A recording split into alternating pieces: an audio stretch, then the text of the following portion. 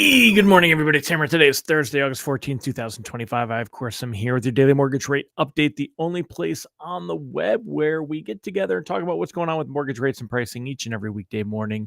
Remember, if you'd like to join me live, you can join me at 9:30 a.m. Eastern Time. That's when the show starts. Generally, we run for about 20 minutes. We're on Facebook and on YouTube. If you're here this morning, say good morning. If you're watching on the replay, don't forget, give me a hashtag replay in the comments. Let me know that you were around. If you're on Facebook, don't forget to smash that like button. Maybe tag an originator friend in the comments. If you're on YouTube, don't forget to give us a thumbs up and subscribe. Remember, I appreciate all of your comments.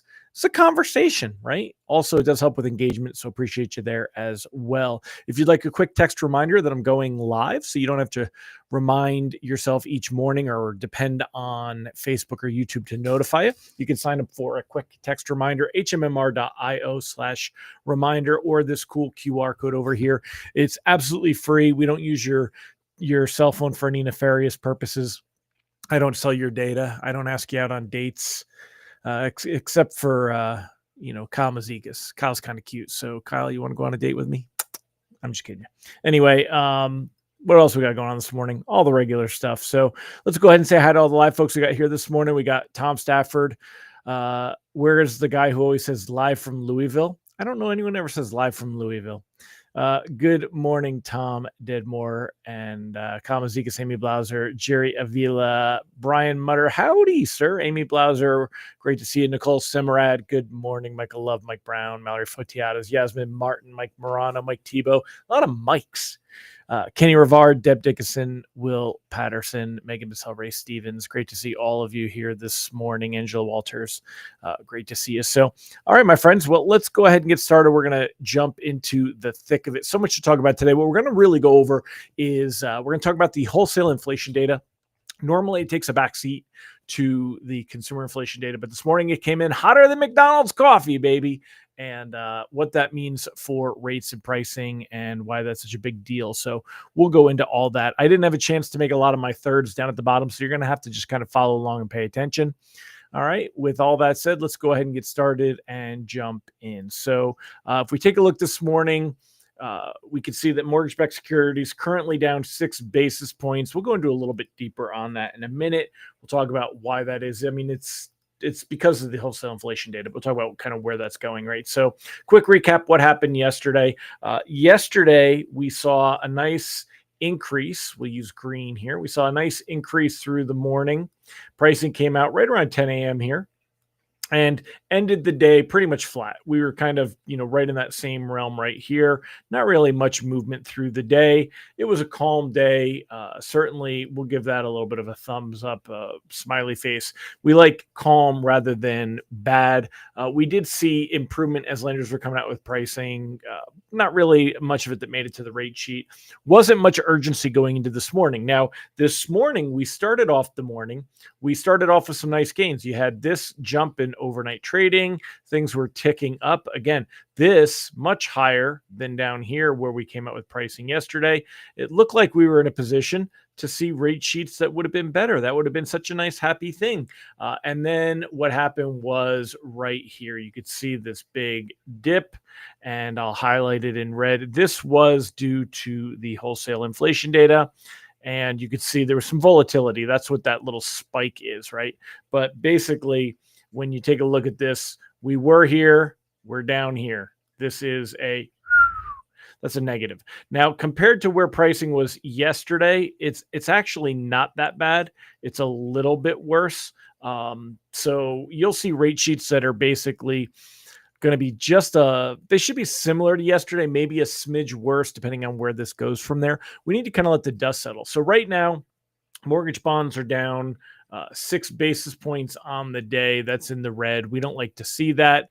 But that's not a huge move lower. And again, the reason that we're not panicking yet is because a lot of that movement, let me just go ahead and get rid of this. A lot of that movement, let's move this one. Come on. All right. A lot of that movement was due to, or a lot of that, those losses got absorbed because of early gains this morning. So that kind of put us in a little bit of a better position. So reprice risk on the day is moderate. we're really watching what's going on with mortgage bonds. They were down, they were flat, and now they're showing down 6 basis points. You can see that little tick right here. We're just going to see if that continues. We're going to watch that. So we want to see how the dust settles today. Now, let's talk about what happened and why. So the producer price index, it came in smoking hot, 0.9% after being basically unchanged in June. So the producer price index increased 0.9% from a month earlier after no change in June. And that was 3.3% higher than a year ago. Now, the main thing that's getting all the attention is the services sector, and that went up tremendously. The services sector jumped. Let's see, where do we have all this? Actually, we'll use here. So producer price index increased 0.9% from a month earlier after no change in June. The measure was 3.3 from a year ago. Service costs increased 1.1%, the most since March 2022. Within services, margins at wholesalers and retailers jumped 2%. Led by machinery and equipment wholesaling, goods prices, excluding food and energy, rose 0.4%. So what we saw on the wholesale side, vegetables coming in from other countries, fruits, vegetables, fresh foods, all going up. The cost of getting machines and equipment to build things all going up. This is all tariff-based. It's all tariff-based. There's really no way to argue against it. The report indicates companies are adjusting their pricing, and this is what I've been talking about the last few days. Reports indicate companies are adjusting their pricing of goods and services to help offset costs associated with higher tariffs, despite the softening of demand in the first half of the year. So companies are the ones that are eating the tariff costs right now. But the expectation is that eventually they'll be passing that on to the consumer side, which will lead to consumer inflation. This is the concern. What this does is it lowers the expectation of a Fed rate cut. Now, let's try to compare this to yesterday. Yesterday, there was expectation of a 50 basis point cut for September. Wasn't big. In fact, it was 5.72. So there was a 5% chance. Now we've seen that swing the other direction. And this morning, it's almost the same amount. Instead of 5%, that we would see 2 cuts or a 50 basis point cut in September. It is expected maybe we see no cut in September. The current probability of a September cut, markets still believe that the Fed is going to cut in September, despite this wholesale data coming in as strong as it did. Markets are still pricing in a September Fed rate cut. So there's not necessarily any need to panic lock anything at the moment. If we see this fall lower and the idea that we would get no rate cut if this column goes higher, that would be bad. All right. But we're not there yet. So we do want to keep watching and seeing where mortgage-backed securities go. Again, down a few basis points right now. Nothing to worry about. We get a second bite at the apple tomorrow. Let me make this smaller. Tomorrow, we're going to get some economic data. We're going to get a lot of, let me make this a little bigger now. All right. So tomorrow, hold on, let me make this smaller so I can change here we go, tomorrow. All right. So, and then we'll zoom in again. So tomorrow, we're going to get retail sales data. This is a big one. Retail sales. If it shows some weakness, that could help us a little bit. We're also going to get consumer sentiment data, and that one's going to be pretty big as well. And then some manufacturing data is kind of there. So the consumer sentiment data is really the key data there to see how people are feeling about the economy. And retail sales, are they actually spending money? So we get a little bit of a chance that we could see things get a little bit better tomorrow. I don't know how much better. I would definitely, when it comes to locking or floating, we're going to, I'll throw this on the screen on the bet there. So cautiously float to start, lock near term, and risk averse if bonds start to slide. So I'm going to put this up on the screen. My lock advice would be, let's float, right? So let's see where things go this morning. If we take a look at the 10-year Treasury yield, it's not nearly as bad as it could be. I mean, we're still down 4.26. That's very low. When you look at, we were up at 4.29, 4.28, and then before the jobs data, we were in the 4.3s, 4.4s. So remember, here's that jobs data that pushed everything lower. We want to see bond yields go down. Down on the 10-year treasury is a good thing, so keep that in mind, right? It's the opposite of mortgage-backed securities. We saw a tick up. We're down this morning. You see that bounce higher. So, and in fact, let's zoom in on this so you guys can see this a little bit clearer. All right, so let's see. We'll zoom in. There we go. Zoom in nice and big for it. So, taking a look here, we were down. Now we're back up. We're right here. We want to see where does it go from here. As long as we don't see it tick higher than this 4.28 area, 4.29 area, we're okay. If it breaks above this, then it'll probably keep moving higher. And we don't want to see that. So that's what we're kind of watching for. And for mortgage bonds, you're watching here. And again, it doesn't really look like we want to keep too many things open, but you want to keep that option.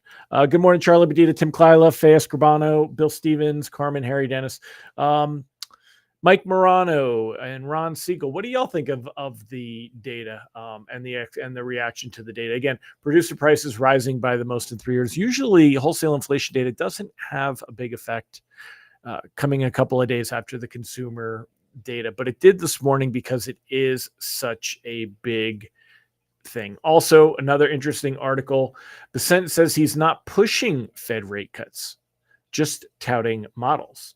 U.S. Treasury Secretary Scott Bessent said he isn't calling for a series of interest rate cuts, and that to get to a neutral rate, that it would be approximately 150 basis points. Fed Chair Jerome Powell said there are a range of views what the neutral rate is at this moment in our economy. So those are the takeaways in the article. I didn't tell the Fed what to do, Bessent said Thursday in an interview, referring to his comments about how the central bank could go into a series of rate cuts here. I believe there's room if one believes in the neutral rate for a series of cuts. I'm not calling for one. I didn't call for one. I just said a model of neutral rate is approximately 150 basis points lower. So he's taken a little bit more of a route of tact than Trump or Pulte does. So, which is partly why I respect him a lot more, and also I think of where he comes from. So we're going to keep an eye on this idea, though. Where is the expectation for Fed rate cuts? Again, yesterday we were at a 55% expectation that there would be 3 cuts by the end of the year, or 3/4 of a point cuts, and now that's down to about 40%, and it puts it pretty much neck and neck with the idea of 2 cuts here, 1 cut here. This would probably be like a September and a December cut, or maybe a September and November cut and done by December. So we'll see what that is. And CNBC says slight odds of a September cut decrease, but only slightly. Yeah, I mean, and that's what I'm showing you now, is it wasn't a huge difference. When we see expectations are still there that we're going to have 1 Fed rate cut. What we really saw the difference of was, is it going to be a half point cut, or now there's a little bit of going the other way where there wouldn't be a cut at all. So next week, there's really nothing as far as economic data. That's one of the things that we're going to run into. Jackson Hole Symposium and Fed Chair Jerome Powell's comments there. That's what everyone is going to be looking at heading into there. If I've got a loan closing in the next week and a half, you're not going to wait all the way till next week to see. So I wouldn't really be all that into floating loans closing in the next 15 days. If I've got a loan closing by the end of August, I'm probably looking to lock it up. I mean, let's take a look at, I'll show the Mortgage News Daily. You've seen some different arguments about how we've had the best rates that we've had this year. You're talking just tenths of a point to get there, though. 6.53 versus the idea. Hold on, I'm going to put my pretty face up here. 6.53 versus 6.55. Even this morning, if we're not going to see yesterday's rate sheet, but you're not going to be any worse than you were a couple of days before, and you're probably going to be coming in right about here. So why not? Why not lock these rates up and call it a day? Um, let's wait and see. Let's see if markets settle and see here. Now, how do you keep track of this? Well, I'm glad you asked. You want to make sure you're getting our text lock alerts. So we've got our lock advice. We send out a morning alert around 10 a.m. Eastern time. We do a wrap up between 4 and 5 p.m. Eastern time on the market. And let's say today that this were to go negative and reprice risk were to increase. I'm telling you that you want to be floating, but you want to lock if things get worse. How do you know if things get worse? You don't have to spend 50 or 100 or $150 a month on one of these services to monitor it real time and try to figure out what all these fancy Japanese candlesticks say. You can go ahead and grab our text alerts, and I'll show you what our text alerts look like real quick. Here you go. And just a nice, quick, easy text alert like this, an opening telling you what's going on, what the reprice risk on the day is, a little bit of a summary, and then at the end of the day, we'll give you a wrap up. And if it looks like the market's going to move and things are at risk of moving, you're going to get an alert like this. Bonds drifting lower. If you plan on locking anything, do it ahead of possible reprices to come. So if you want to protect your pipeline, check us out at ratetextalerts.com or use the school QR code. If you're on your phone right now, take a screenshot, go to your photos. That QR code will work.